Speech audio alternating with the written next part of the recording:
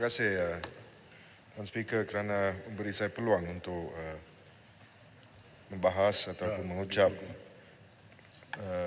pada tahap ini berkenaan dengan beberapa isu yang ingin saya bangkitkan, terutamanya berkenaan dengan isu kewarganegaraan, Tuan Yang Bertuah, di mana baru-baru ini kami mendapat banyak berita berkenaan dengan cadangan yang dibuat oleh pihak kerajaan untuk mengemukakan pindaan-pindaan kepada Perlembagaan Persekutuan bagi tujuan meminda peruntukan-peruntukan yang berkenaan dengan kewarganegaraan dan perkara-perkara yang berkaitan. Betul. Kita kena haruslah mengambil perkara ini secara serius, oleh kerana sekiranya kita bayangkan seorang bayi itu ditinggalkan atau diabaikan oleh ibunya di tempat awam, di mana atau seperti hospital atau kuil dan sebagainya, di mana beliau ataupun bayi tersebut ditemui pada masa beberapa jam kemudian. Bayi itu dikatakan seorang foundling dengan izin Tuan Yang Bertuah. Dan isu-isu yang ingin kita bangkitkan di sini adalah sama ada foundling itu berhak kepada ataupun berlayak kepada kewarganegaraan secara automatik ataupun secara kuat kuasa undang-undang di bawah Perlembagaan Persekutuan. Ini adalah isu pokok antara lain yang telah pun diambil kira sebagai cadangan-cadangan pindaan kepada Perlembagaan Persekutuan.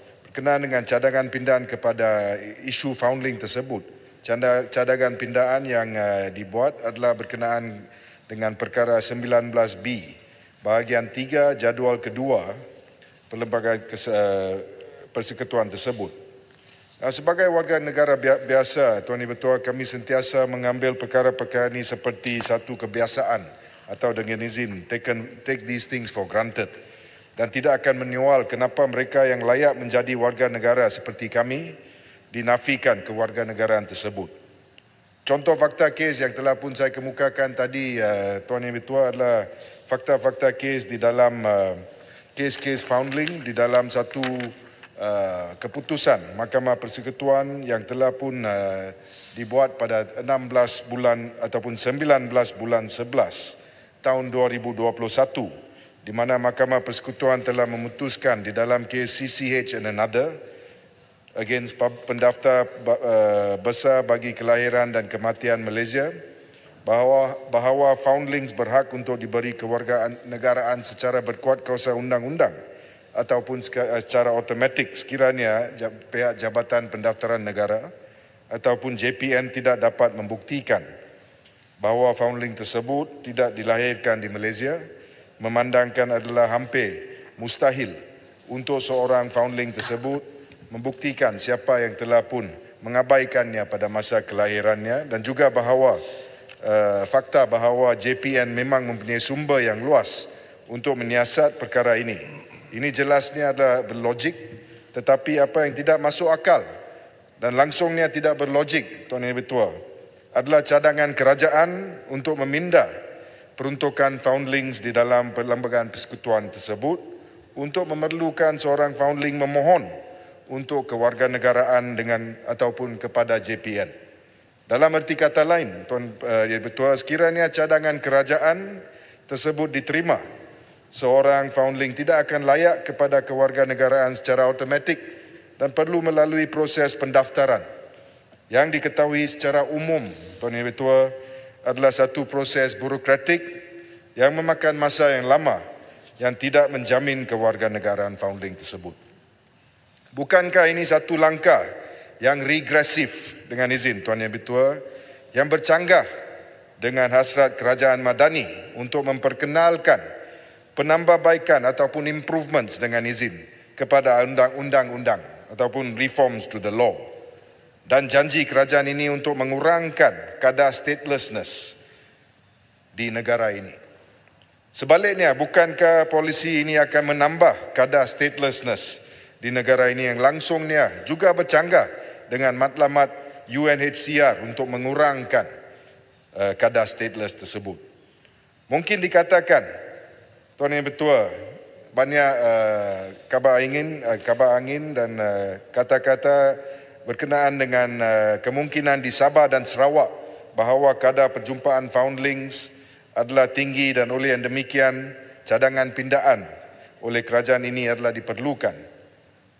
Tetapi dan juga ada banyak alasan yang diumumkan bahawa isu ini merupakan satu isu keselamatan ataupun ancaman keselamatan negara dengan izin national security issue. Tetapi adakah kerajaan menjalankan kajian-kajian yang sewajarnya untuk memastikan sama ada pindaan yang dicadangkan ini akan mengatasi masalah foundlings di negeri-negeri tersebut? Adakah pindaan ini akan mencegah pengabaian bayi di negeri-negeri tersebut? Adakah kerajaan pernah membuat kajian untuk perkara ini? Sekiranya ya, saya menyeru agar pihak kementerian menyatakan penemuan-penemuan kajian tersebut semasa menjawab nanti.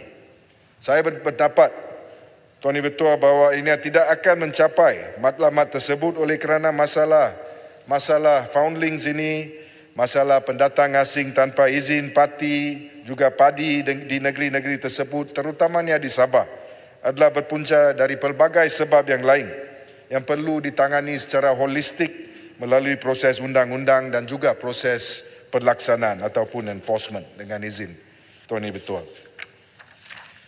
Jadi saya amat khawatir dengan cadangan pindaan ini oleh kerajaan dan menyeru agar ianya tidak ditarik balik ataupun sekurang-kurangnya ditangguh bagi tujuan kajian lanjut.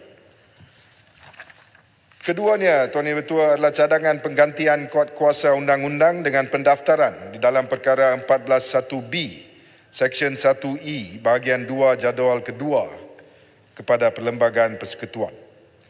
Sekiranya kami meneliti peruntukan-peruntukan di bawah perkara 1E, 2 subsection 3 dan 1 subsection C di bawah bahagian 2 jadual kedua Perlembagaan Persekutuan, sekiranya dibaca bersama ataupun read together dengan izin Tuan Yang Bertua, adalah jelas daripada peruntukan-peruntukan tersebut bahawa niat Perlembagaan Persekutuan dalam isu ini adalah untuk memberi kewarganegaraan secara automatik kepada mereka yang dilahirkan di luar negara kepada bapa yang berwarga negara Malaysia, tertakluk kepada beberapa syarat yang tertentu. Sama ada seorang itu layak di bawah peruntukan-peruntukan ini boleh diputuskan oleh mahkamah, tetapi cadangan kerajaan di sini akan mengeluarkan ataupun dengan izin remove kuasa-kuasa mahkamah untuk menentukan isu ini yang juga merupakan satu langkah yang regresif oleh kerajaan ini. Tindakan kerajaan dalam perkara ini merupakan satu tindakan yang menunjukkan bahawa ianya tidak yakin bahawa isu ini dapat diputuskan dengan sewajarnya oleh mahkamah dan juga meletakkan kuasa yang melampau di dalam tangan eksekutif. Tanpa safeguard dengan izin Tuan Yang Bertua di dalam peruntukan tersebut, nampaknya seperti kerajaan berhasrat untuk mengeluarkan ataupun remove kuasa-kuasa mahkamah yang sedia ada di dalam isu-isu kewarganegaraan supaya isu ini dikuasai secara mutlak oleh pihak kerajaan yang jelasnya bercanggah dengan semangat dengan izin the rule of law dan boleh mengakibatkan penambahan kadar statelessness di negara ini. Yang ketiga ini adalah cadangan pindaan kepada perkara 1B C bahagian 2 jadual kedua Perlembagaan Persekutuan, ekoran kes Suryani Kempe baru-baru ini. Tuan Yang Bertua, saya mengalu-alukan perkembangan ini di mana kerajaan berhasrat untuk meminda undang-undang yang sedia ada untuk memberi kewarganegaraan secara automatik kepada mereka yang dilahirkan kepada ibu warga negara Malaysia di luar negara, ekoran dari kes Suryani Kempe yang dibenarkan oleh Mahkamah Tinggi tetapi ditolak oleh Mahkamah Rayuan. Ini merupakan satu langkah progresif yang konsisten dengan tata cara kelola antarabangsa yang amat membanggakan. Walau bagaimanapun, Cadangan-cadangan lain kerajaan kepada Perlembagaan Persekutuan yang telah pun saya nyatakan tadi antara lain berkenaan kewarganegaraan, terutamanya yang telah pun saya bangkitkan tadi. Dan juga cadangan-cadangan lain seperti cadangan-cadangan pindaan kepada berkenaan isu kelayakan anak pemastautin kepada kewarganegaraan dan sebagainya tidak patut dikemukakan tanpa konsultasi dengan stakeholder yang saya percayai tidak dibuat secara memadai.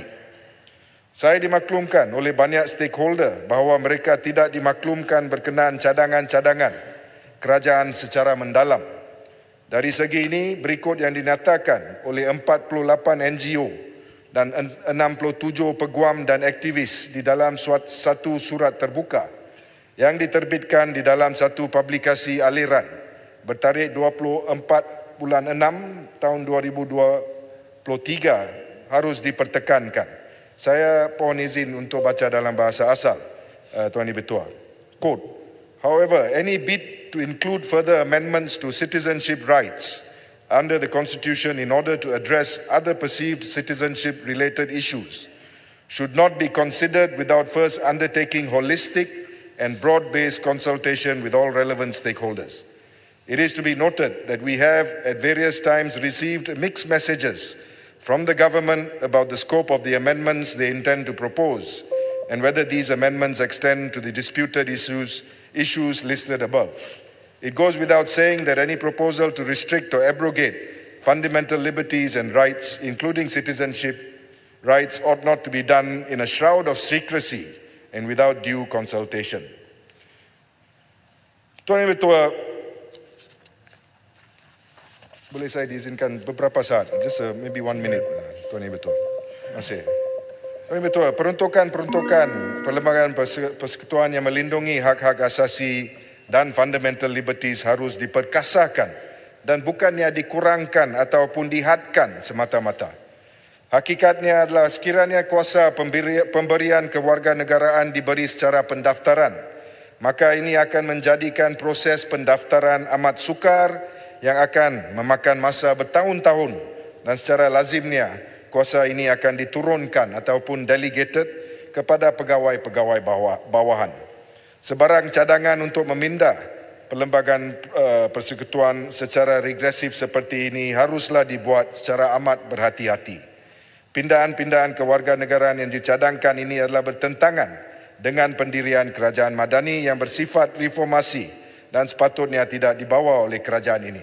Saya seperti yang saya katakan tadi, saya mengalu-alukan pindaan berkenaan kes Suryana Kempe tersebut. Tapi ianya haruslah decouple ataupun diasingkan daripada cadangan-cadangan pindaan-pindaan lain sekiranya diteruskan di Dewan Yang Mulia ini. Saya just nak habiskan dengan 3 isu yang lain yang ringkas. Untuk rekod, saya ingin bertanya berkenaan dengan penubuhan Ombudsman di Malaysia. Saya difahamkan satu kajian teknikal selama 3 bulan sepatutnya diadakan bermula Januari 2024. Soalannya adalah apakah status usaha ini dan adakah kajian teknikal tersebut dilakukan? Keduanya, berkenaan dengan pemisahan kuasa peguam negara.